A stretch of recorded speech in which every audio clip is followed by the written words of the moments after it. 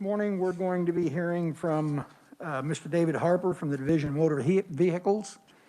And I'm hoping Mr.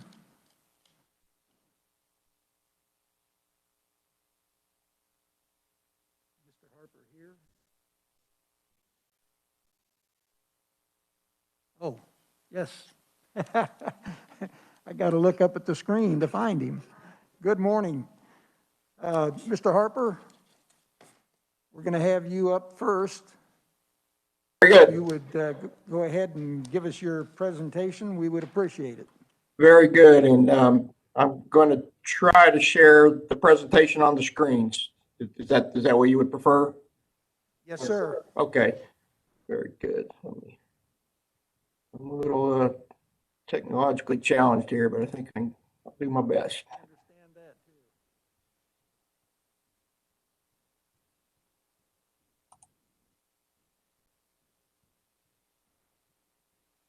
Very good. Everyone see the screen? Yes. Okay. Okay. Well, thank you. I am David Harper. I'm director for the Division of Vehicles, which is a section of the Kansas Department of Revenue. And I have with me today our Deputy Director, Deanne Williams, and we're going to split up the presentation today, and both of us share some information with you. Our first slide, we just want to give you an overview of the makeup of the Division of Vehicles. As you can see, we have a staff of 361. That includes an administrative office, director's office, which is Deanne and myself and Jessica Tyson.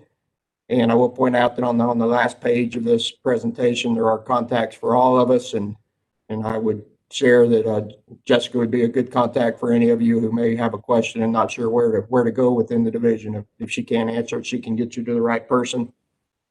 And then we also have two smaller teams, a quality assurance and a training services team. And we'll talk a little bit more about those in the presentation. But both of these teams look a great deal different than they did 1 year ago. And we do want to share with you some of the changes we've made. Then we do have then our two large sections. We have vehicle services, which makes up 12% of our staff. And this is the group that works daily with the county treasurers. They manage the mover systems for vehicle registrations, vehicle titling. They deal with the automobile dealers, just a lot of services, but work very closely with our partners in the counties. And then our largest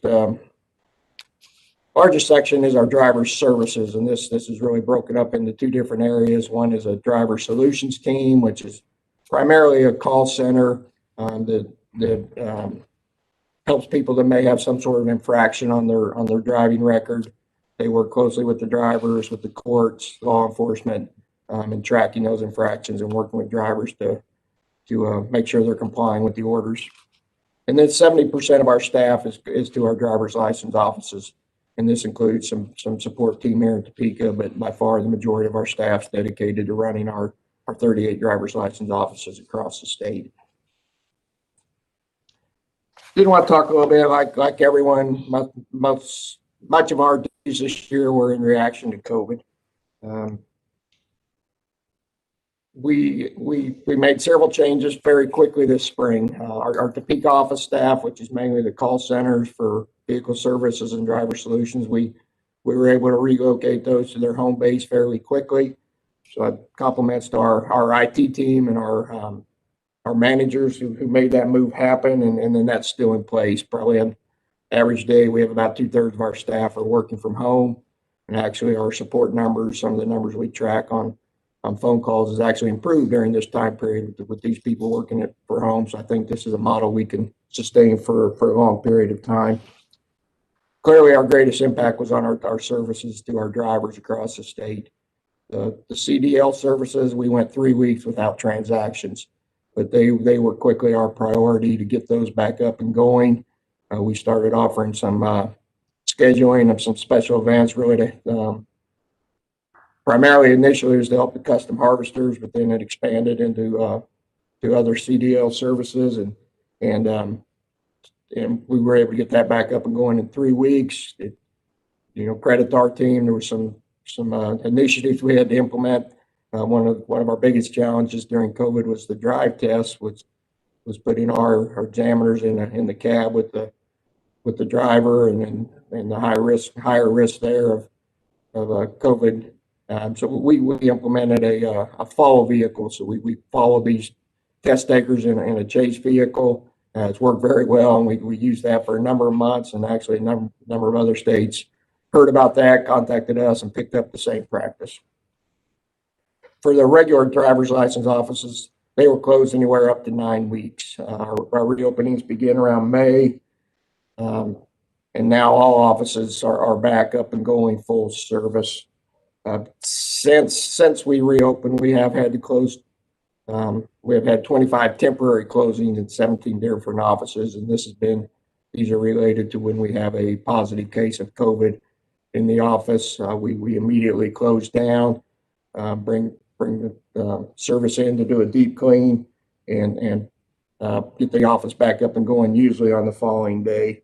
But there has been a lingering effect from COVID due to these type of things, and also just due to staff challenges with staff being out, either for helping with their kids in school or different things. But so we continue to struggle with that a bit.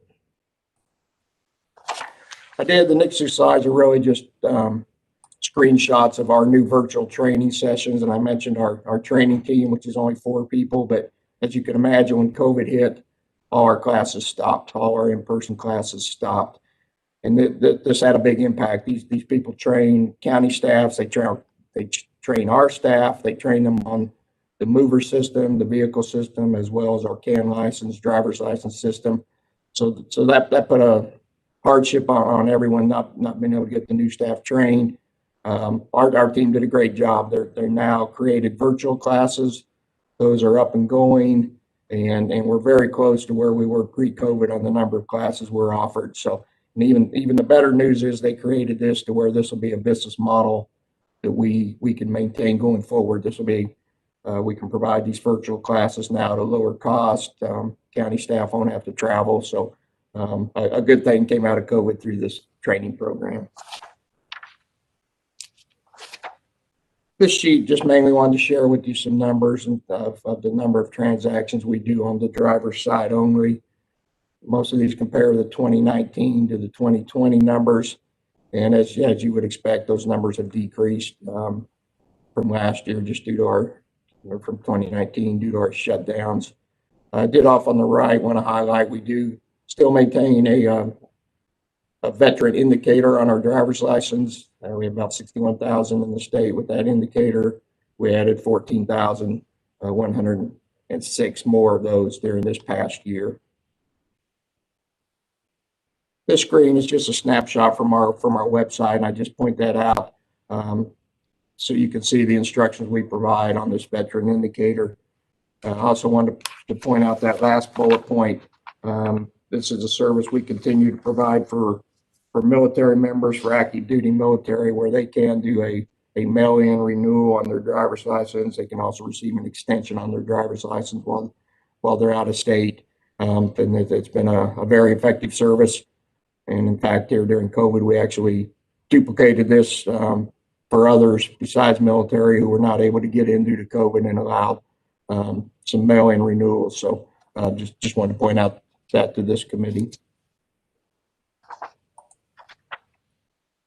This number is really just showing you our total transactions we've done in our driver's license offices for the past year. And you can see in April, March, April, May, it was basically none. And we've rebounded here to where we're back up to between 50 and 60,000 a month on these transactions. And these numbers reflect statewide. So we have 38 state offices, and then we have 79 counties who partner with us at the county offices. They offer limited driver's license services. Typically, it's just renewals, but they've suffered the same impact of COVID that we have, and a number of those offices discontinued services through this past year. But 90% of these total transactions come from our state offices. Driver's license renewals. This chart shows renewals only, and renewals make up about 45% of our total transactions in our offices.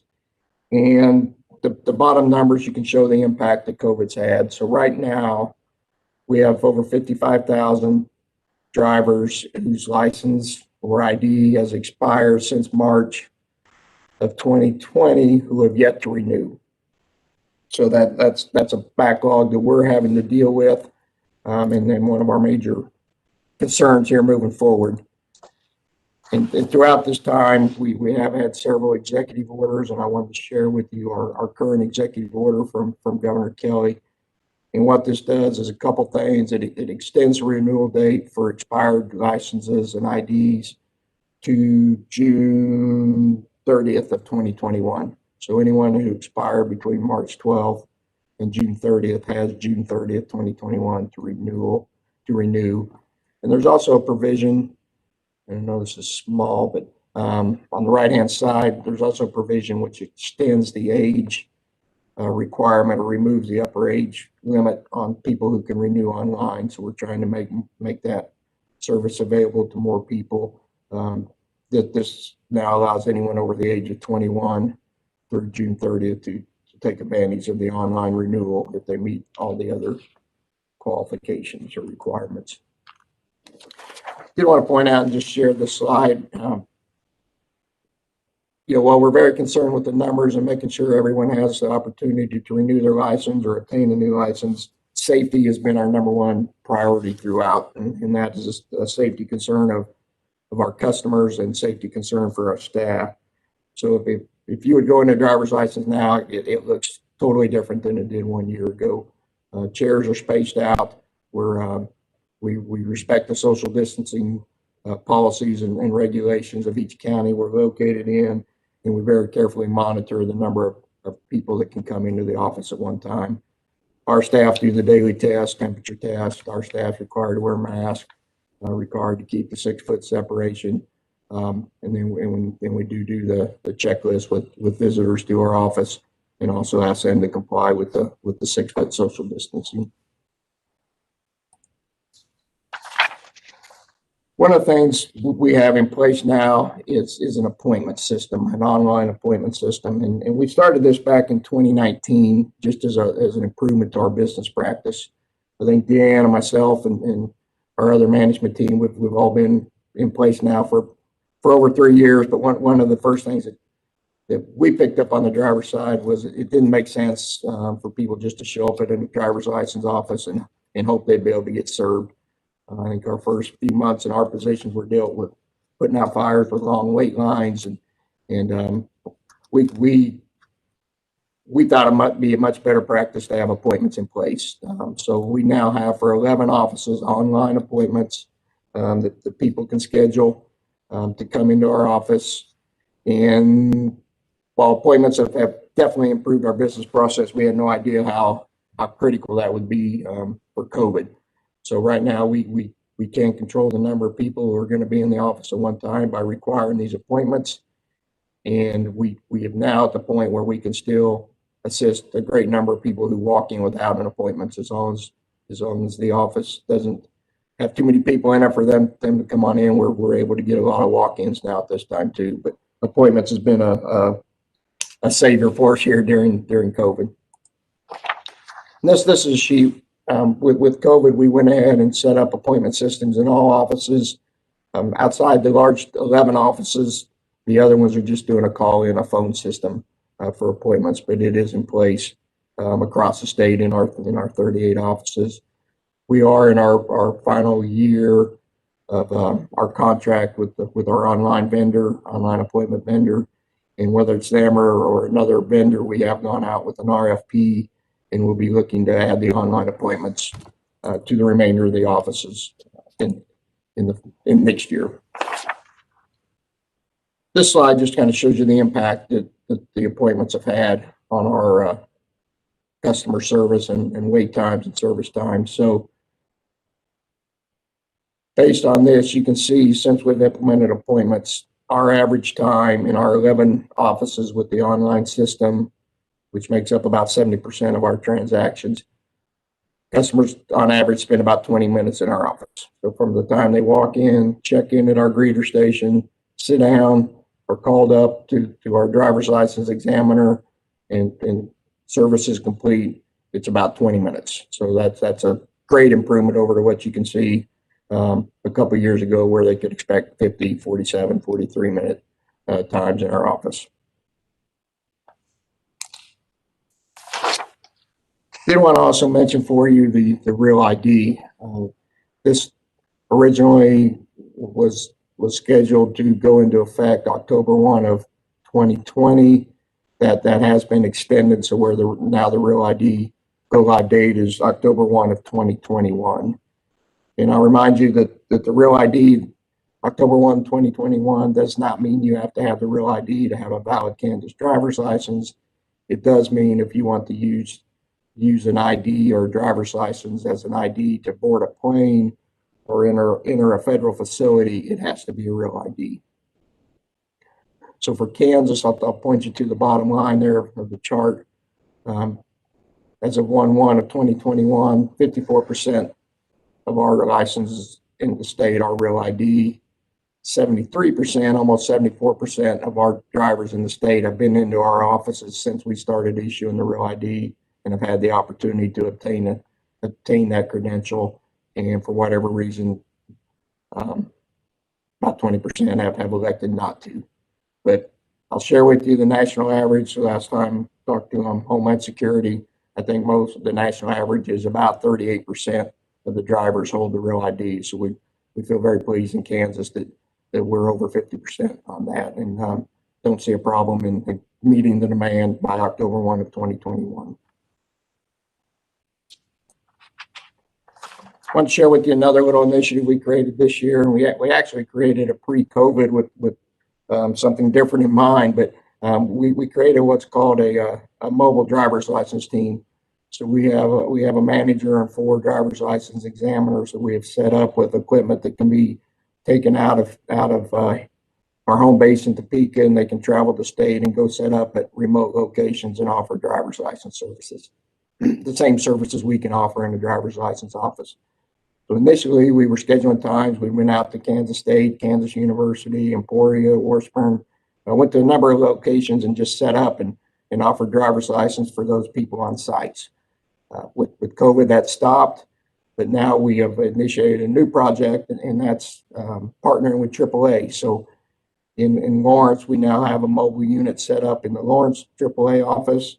And just at the start of this year, we did the same in the Wichita office, and just to provide another menu, another opportunity for people needing to renew, and another option or another assistance to us to help meet that backlog on renewals.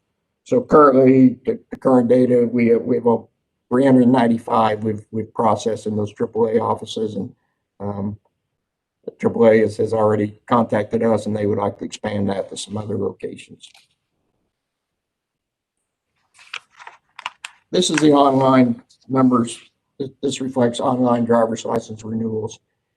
And this really is a key for us, I think, in meeting that demand of backlog driver's license of drivers who haven't renewed since March. You can see the numbers. They're not what we would like. These represent only about 3 to 5% of our total renewals online. And currently, the law was written that you had to be over the age of 21 and under the age of 50 to renew online. As I mentioned earlier, with the executive order, that upper age restriction was removed, and we do have legislation in this year that would expand the age to 21 to under 65, and that under 65 would just coincide with our age on our driver's license, where you go from the 6-year renewal to the 4-year renewal. So we made great efforts to try to promote this. This is available through the ICANN application, where you can renew your vehicle registration, and now you can also do the driver's license. So I just ask your support, and then as you're talking to your constituents, I'd share this with them if they have concerns about getting their driver's license renewal. It's a fairly quick process, and we're hoping we can continue to grow these numbers going forward.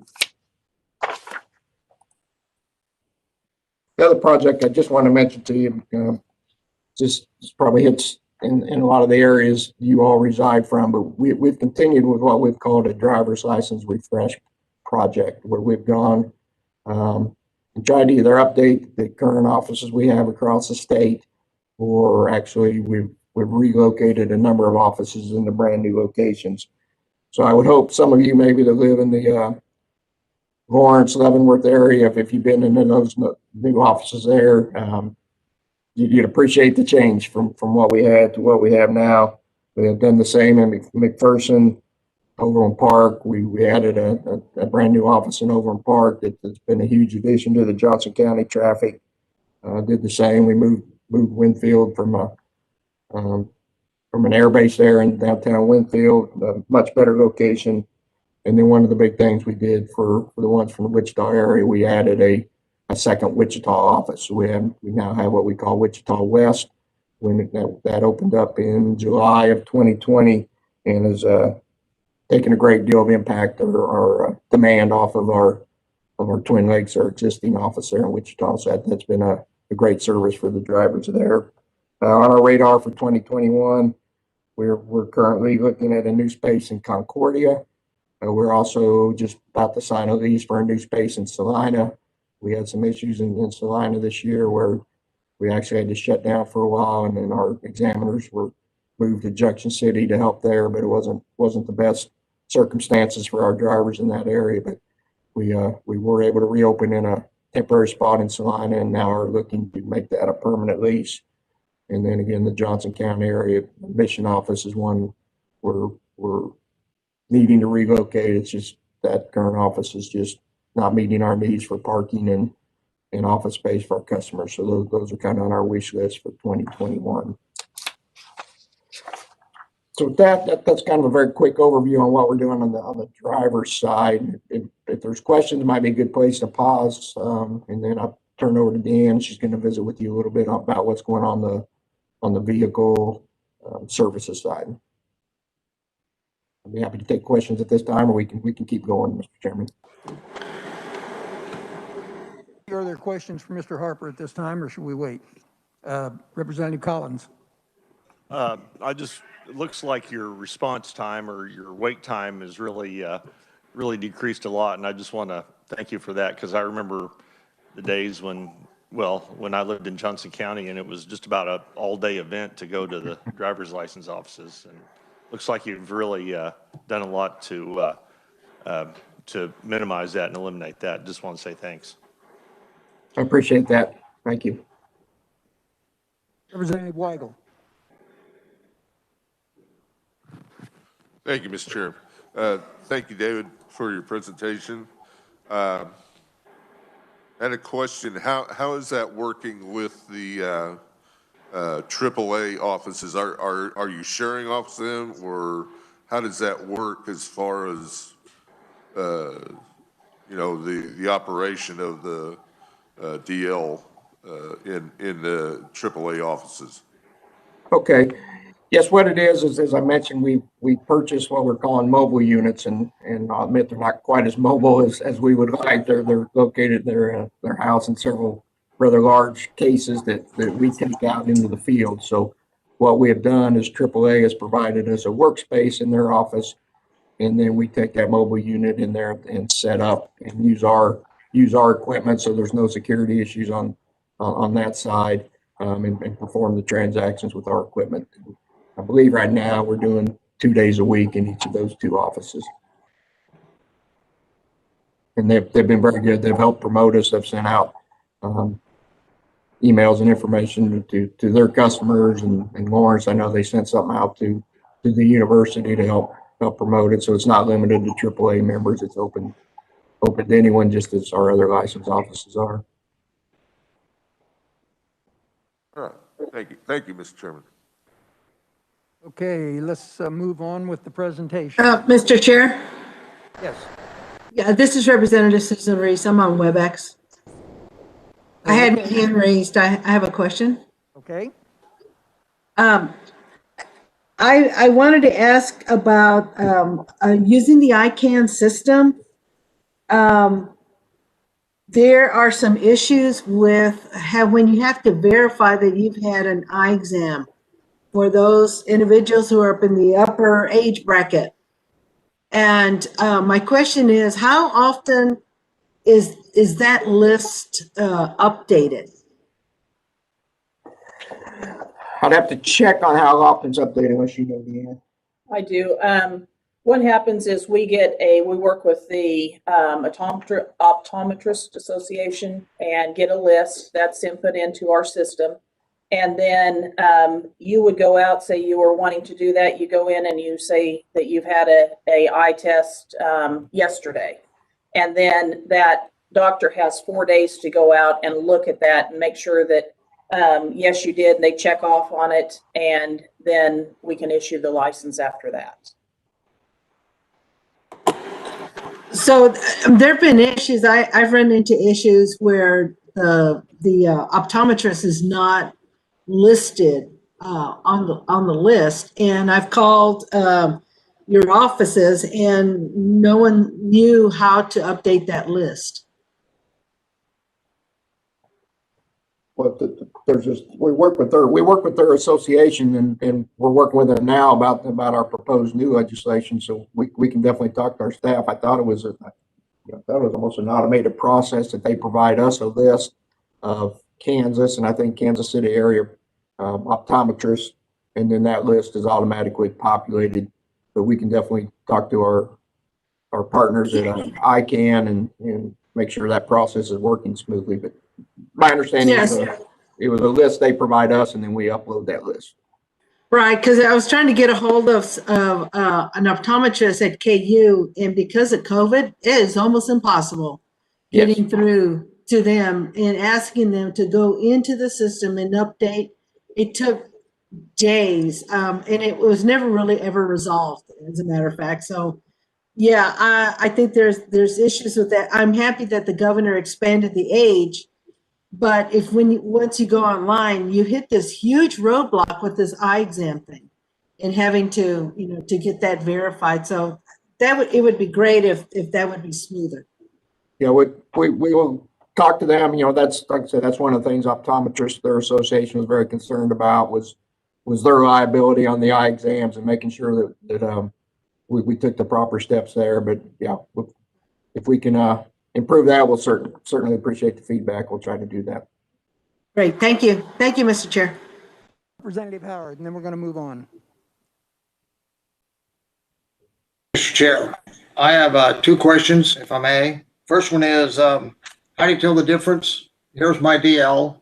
How do you tell on a DL whether you can fly with it? Is there special identifiers? Here. There'll be on the front side, there'll be a gold star on the real ID. And it looks like yours is. I think I see a gold star up when I'm looking at it, the upper right corner. Yes, sir. Okay. So yes, that's the real ID indicator. So that would be what I need to tell my constituents when they ask whether they got the correct DL to fly. If they have that star, Yes. it's a good DL to fly with, right? Yes, sir. Yes, sir. Thank you. Second question. What identifies why the upper 65 limit? Again, that came in working with the Optometrists Association, and I think it was just their concern about the upper age limit, maybe more concerns about more likely to have some vision or medical issues, and I think they're concerned about their liability. And as I say, we started out, the current law states it has to be under 50. So that's what we're trying to move up to under 65. And again, that coincides when you hit that age limit, when you renew every 4 years instead of 6, just to make sure there's no new medical issues or vision issues. So we thought that was probably a good fit to be consistent on that age. Yeah, so you believe that it could be reflective of the cataract situation for people over 60, 65 that start developing those cataracts, that they have those checked to make sure that their vision isn't impaired? Is that it? That's my understanding. They're more likely to incur some vision challenges. So, we're relying on our friends and experts with the Optometrists Association to help guide us on that. Okay. Well, thank you, Mr. Chair. Okay, let's move on to the presentation. Okay, thank you. I'm gonna let Deanne take it from here. Good morning, Deanne Williams, Deputy Director for the Division of Vehicles. Nice to be here with you today. In addition to our driver's services, we also have vehicle services, and that's really made up of 3 different business units. And we have our dealers. We're showing you several numbers here. The dealers, and that's just showing you that we have what we had in 2019 and 2020. Of course, our numbers are down a little bit for 2020, but you know, as far as the work, the information that gets out, we have 3 staff members that man that desk and do very, very well. And then the next part is we have commercial vehicles, and we have it kind of broken out into intrastate vehicles and interstate vehicles. The intrastate vehicles are the commercial tags that are the purple and white tag. And as you'll see, our numbers in the number of fleets and the big number of vehicles, that's down just a little bit, not much. And our trailer tags, they've gone down just a little, and they're again not that much. Our next section is the collection, the financial part of what we do. And our numbers are down in vehicle registration. You will see that the collection in fees are much greater than they have been. They were in 2019. And just to draw your attention, we collected $127 million. And commercial vehicle fee, that's the fee that took the place of the motor carrier property tax beginning in 2014. And we collected $17 million for that. And then over here, we'll look at the IRP vehicle. These money that we send to the state general fund, that money comes from out-of-state motor carriers that pay that commercial vehicle fee. And we had a little over $12 million that we collected this year for that fee. Sales tax, 1.6 million. And then what we distributed to the state highway fund was $88 million. And you see that that's quite a jump from where we were the year before. The next group is our IRP registered, which is our interstate registered vehicles. Those numbers are down just a little, not much. And then our trailer numbers are down some, or no, they're a little bit higher. So we figure what happened was the trailers went to IRP vehicles that were actually in the intrastate trailer. So our trailer numbers are just about the same. Our last portion on this is our vehicle registration, and that's the title registration for vehicles, personal vehicles. As you'll see, we work with the counties on the vehicle registration. Our registered vehicles, where we had more vehicles registered in 2020. Title numbers were down just a little bit, and but our phone calls, we had, as David said, we had folks working from home answering phones and such, and they were able to answer quite a few more phone calls this year. Okay. As always, we like to show you our information on the military plates, and as you see, we have 145,000 military designated plates. Of course, our largest is the veterans with 108,000 plates. And you'll see here where we have large, which that equals our the plate that goes on your vehicle, and the small one is for the motorcycle plate. Okay. And as David talked about, we have several executive orders that had vehicle information listed in it. This is really the last one, and that was Order 2066. This one, we worked with the governor's office, the county offices, and it shows that where, of course, the county offices weren't allowing people to come into the office. So we needed to make arrangements for people that purchase new vehicles. And so if you purchased a new vehicle, January or after, we have listed the different times that you had to go in and have that vehicle registered by. So like if you bought a vehicle January, by the end of January, you had until the end of August to get that vehicle completely registered and have your tags on your vehicle. And so as we worked with the county treasurers, we came up with this schedule and which worked very well.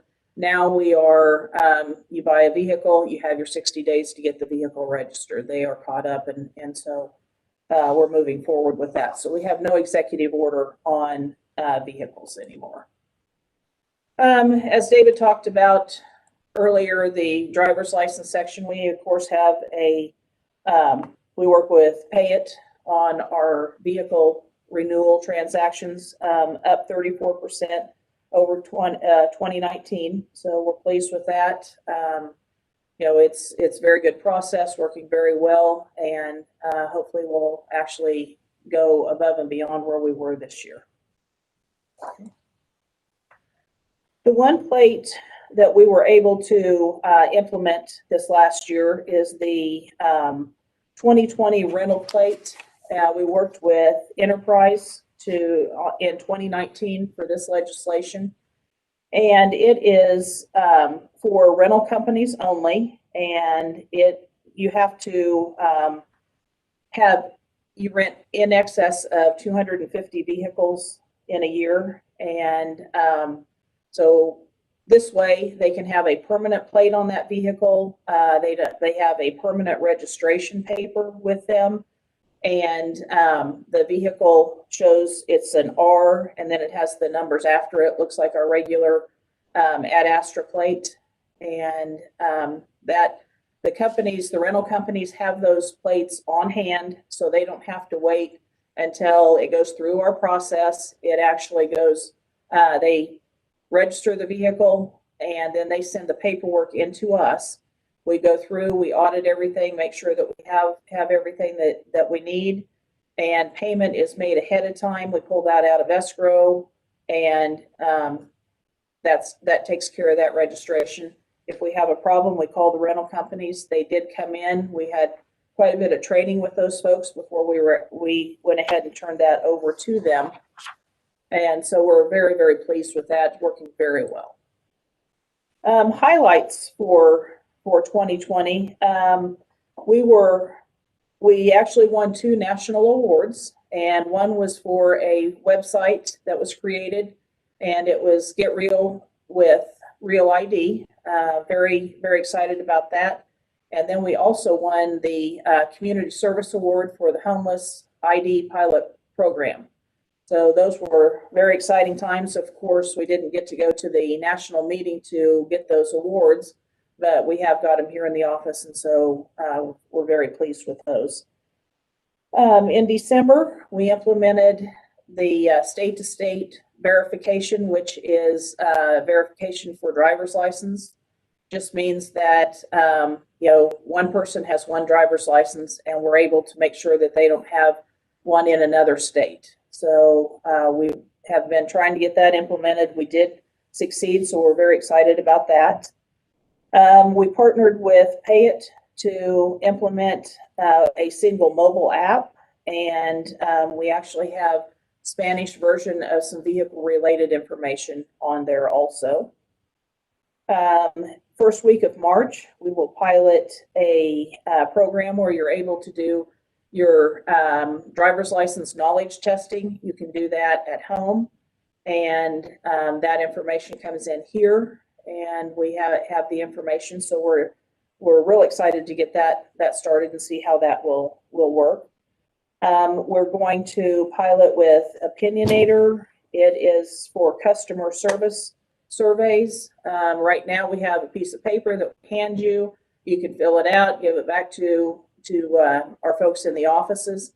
This way, it's actually going to go to you, going to be an electronic system questions, and then that information will go into a website, and we'll be able to see the information right away. So we're excited about that one also. We've hired a quality assurance manager, and she continues to work with her team, and they do the quality assurance on driver's license as well as vehicle registration, so that we can make sure everybody's getting the right information collected and credentials are issued correctly.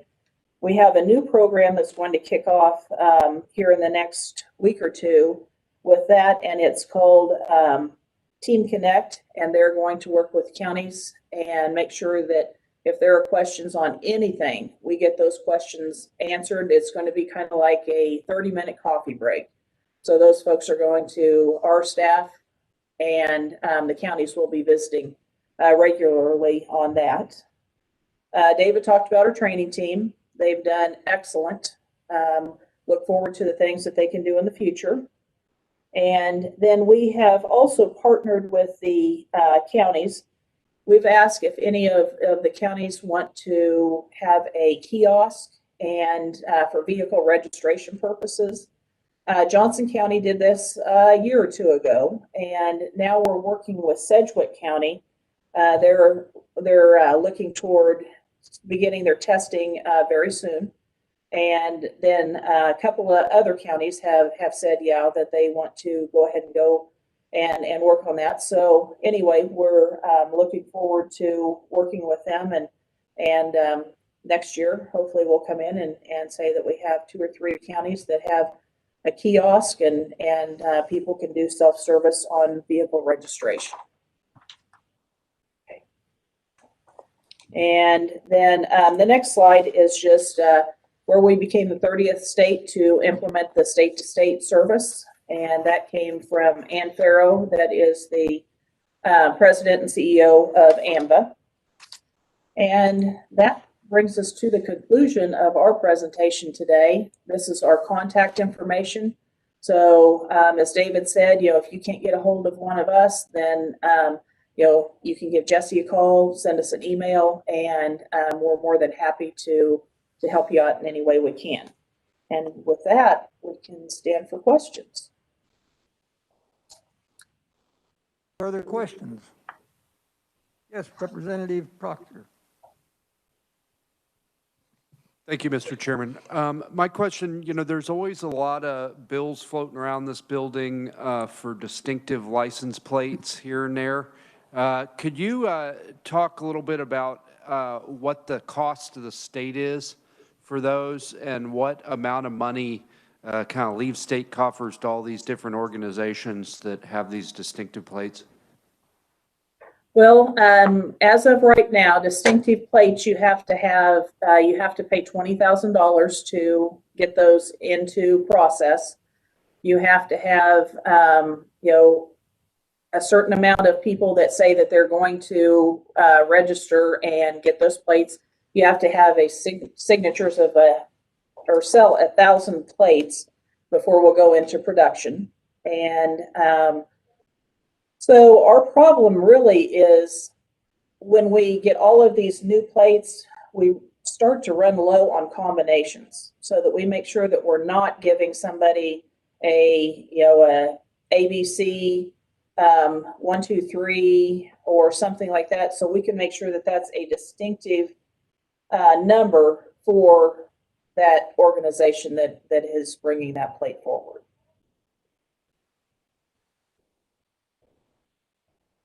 So I'm sorry, Mr. Chairman. All these, you had the list of the different veterans plates, for the various conflicts and wars and medals. About how much did those cost to do, and do any of those proceeds go to veterans organizations? I believe on the veterans, then we do not charge the startup fee, and those, there is no fee that we charge on an annual basis like you would on the K-State or KU plate. So as far as startup cost, it's a few $1,000s to actually get a plate like this going versus one where we're going to have to work with somebody and send out royalty fees and that kind of stuff. Representative Dodson. Thanks, Mr. Chairman. Can we go back again? I just want to follow up on these military plates. I'm looking at, on your website, 8-1, 146. It appears the only requirement is an honorable discharge. I'm not sure if they have to send in their discharge, but when I look at these plates, we have 5 Congressional Medals of Honor, we have 105 POWs, and we have 3,503 Purple Hearts. Is there any criteria that has to be submitted by the applicant to get these distinguishing plates? Yes, of course, they'll have to have their DD 214. And then we do have to have additional information. So if it's a Purple Heart, we have to have that type of information also. That's taken to the county office. And they do have to follow certain guidelines. These numbers don't resonate with me. But you can't solve that.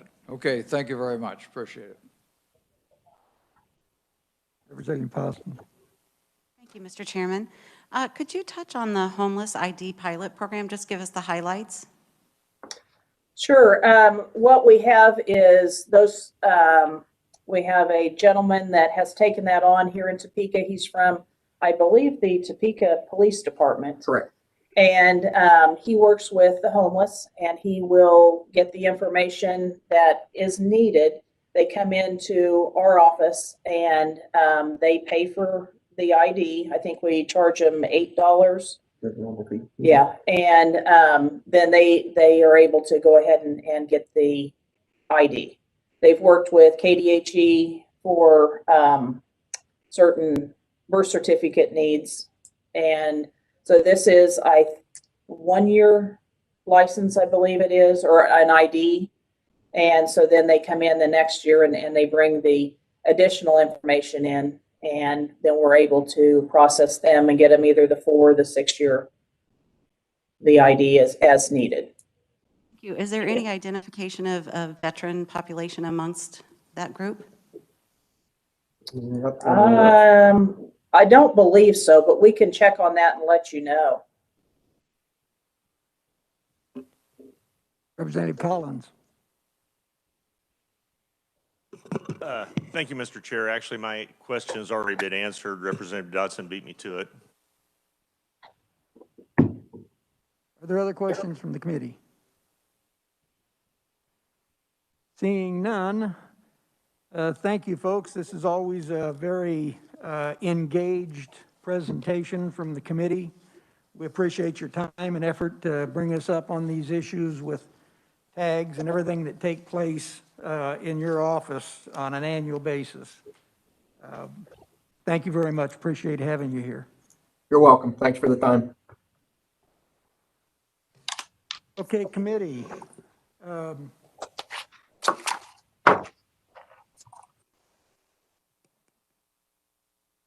First of all, we have a bill we want to try to get a little bit of work done on. We're running out of time here. Representative Poskin, do you want to give your presentation on bill number 2486? Thank you, Chairman. So the reintroduction of 2486 was to address inadvertently guardsmen, various military who were left out of the original legislation. And so it died in committee last year. And I introduced this last week, and we have been working with the reviser, Kyle Hamilton, on hammering out the language, which is, we were hoping to have the final bill today. But it's imperative that we get it right, because that's why we're redoing it this year. And so in your handouts, I have an email that I printed out from Reviser Hamilton from last night, and spoke with Representative Proctor this morning about the concerns that he has with the language. And I think that we have agreed that what the revisor sent last night is going to be final and worked. Okay, Kyle, can you give us a quick rundown on what the bill does and what it says? Yes, Mr. Chairman. Thank you. This is Kyle Hamilton with the Revisor's Office. So the new bill as drafted would allow a property tax exemption for up to 2 motor vehicles that are owned by a resident of Kansas who is a current member in good standing of the Kansas Army or Air National Guard or a unit of the Reserve Forces of the United States military. And so one sort of technical change that was suggested was striking the citation to the federal statute and then crossing out the word Kansas before the word unit in subparagraph D. With that, I'd be happy to stand for any questions.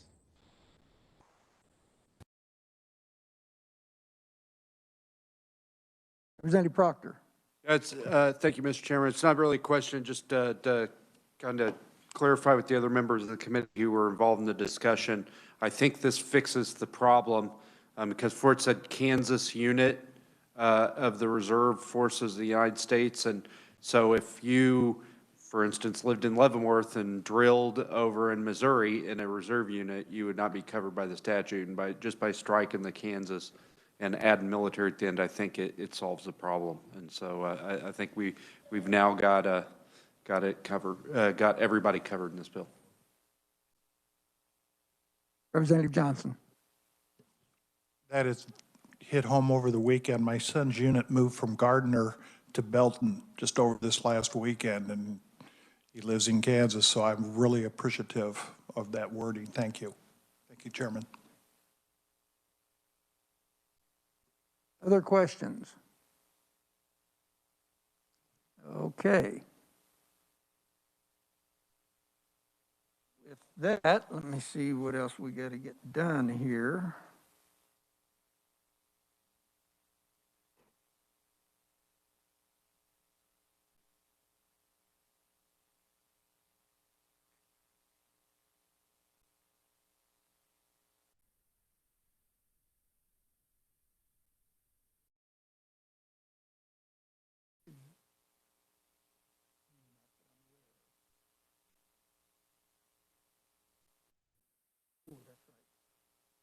Committee. Everybody have a copy of the minutes from February 4th, or are you familiar with them? Can I get a motion to approve those minutes? Representative Ellis moves for the, is there a second? Representative Johnson seconds. All in favor on the approvals of Tuesday, February 4th minutes, please signify by saying aye. Aye. No. Opposed, nay. Motion carries.